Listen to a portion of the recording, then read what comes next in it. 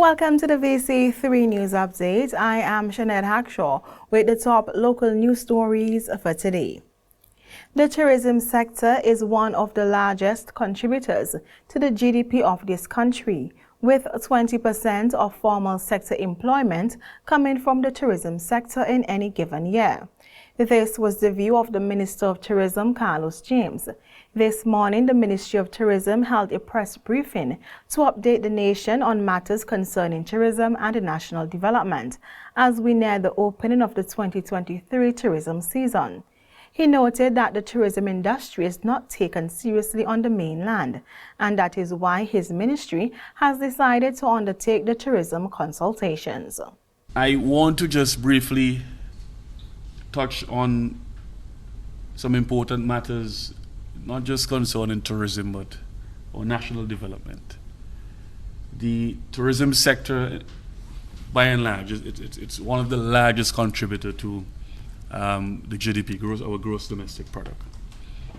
Naturally, tourism receipts exceeds well over 25% of GDP. And in a typical year, we can probably say 20% of formal sector employment comes from the tourism services.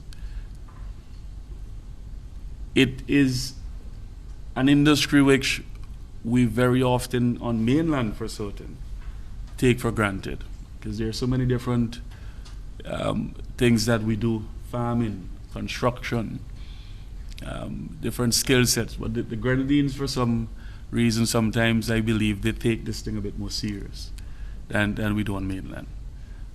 And that is why we're looking at doing these tourism community consultations, because we're going to get a serious culture shock in this country.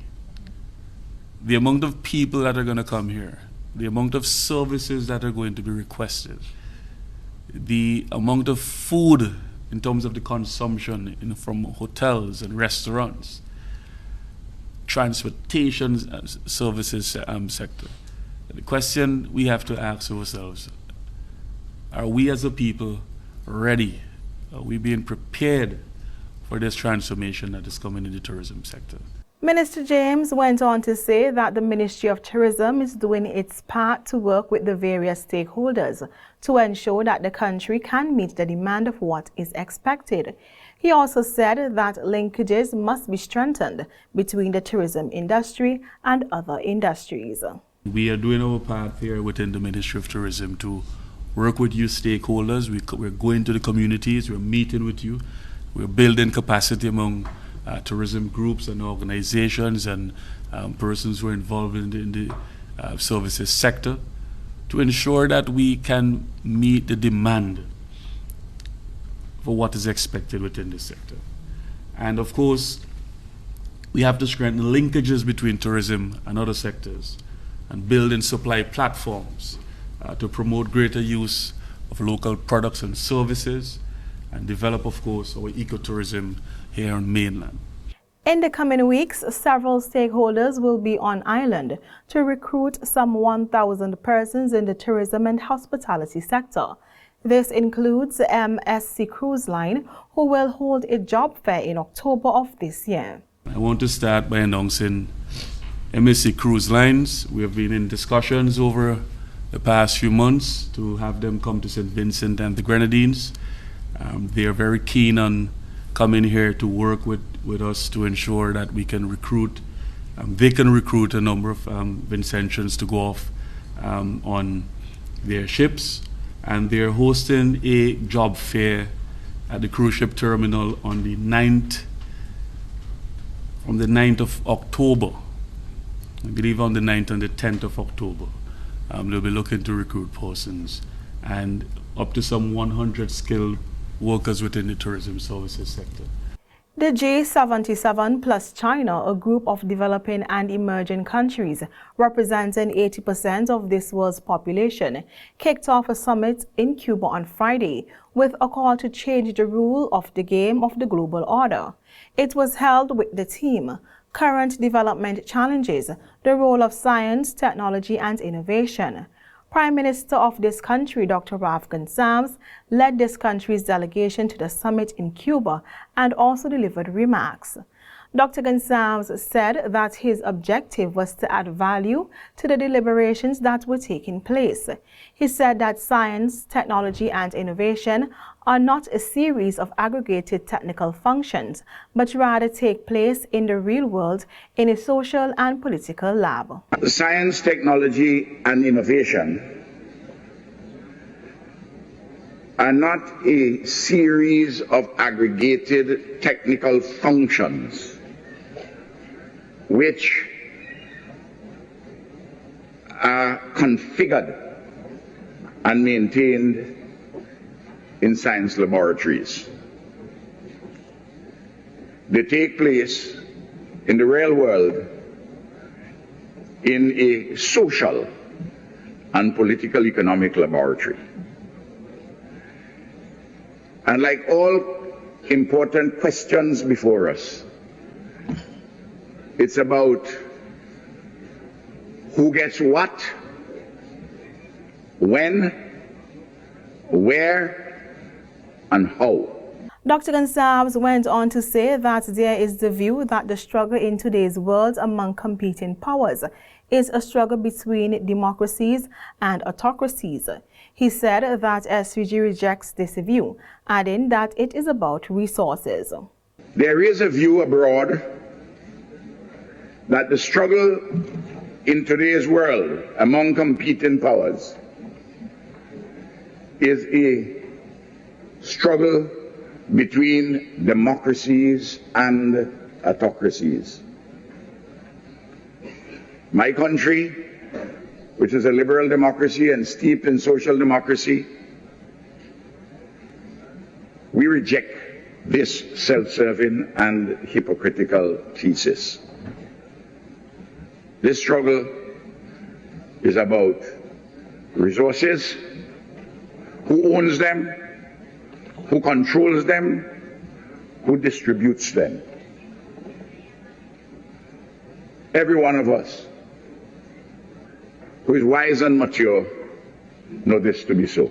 The gathering takes place at a time when dissatisfaction with the Western-led global order is on the rise due to the growing disagreements over the Russia-Ukraine conflict, the battle against climate change, and the international financial system. Gonsalves went on to address the gathering by indicating that he was asking 3 hunting questions in regards to the supposedly New World Order. From the trenches of the periphery in the Caribbean, I asked 3 haunting questions. What's new? Which world?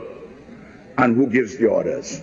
The conference gave attendees the chance to discuss current issues in the fields of innovation, technology, and science, while finding cooperative solutions, notably through Southern cooperation.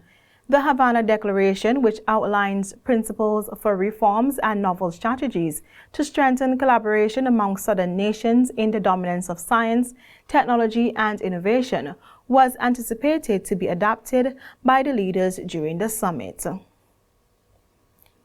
Still in our local news stories, the Minister of Agriculture, Forestry and Fisheries, Soboto Caesar, said the Memorandum of Understanding for Cooperation, which was signed between St. Vincent and the Grenadines and Grenada recently, promotes national and regional food security.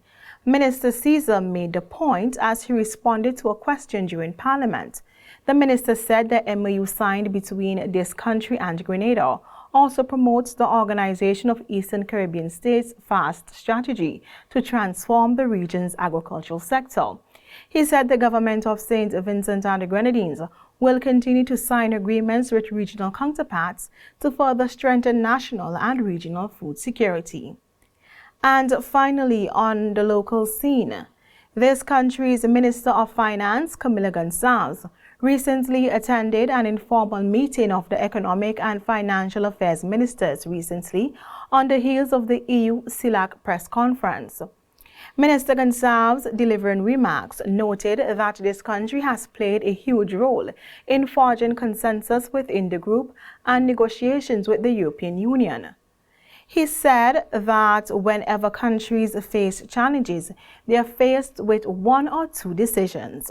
Whenever countries have challenges, as we have all had with COVID and with inflation and with war, they have one or two decisions. One is to look inwards and become more insular, and one is to look out and forge partnerships with friendly nations that have common cause.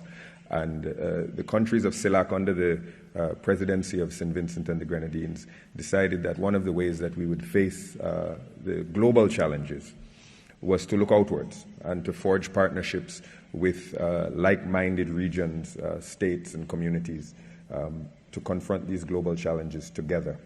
According to Minister Gonsalves, last July, for the first time in 8 years, CELAC and the European Union held meetings at the highest level in regards to challenges that are affecting both organizations and their member states.